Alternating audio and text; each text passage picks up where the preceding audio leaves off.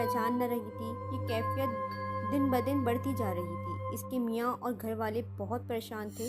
ڈاکٹروں کو دکھایا گیا، وہ باقاعدگی سے تو جگہ سے علاج معالجہ کر رہے تھے، لیکن مرض کی تشخیص نہ ہو رہی تھی۔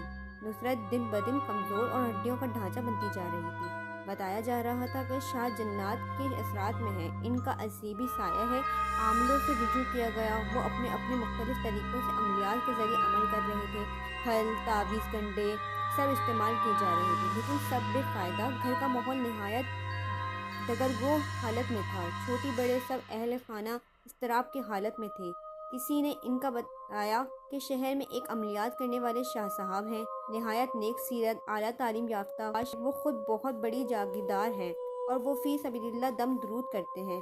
ان سے رجوع کیا گیا۔ نصرت بی بی کو نہایت بگڑی اور مخدوش حالت میں ان کے پاس لے جایا گیا۔ انہوں نے اس کی حالت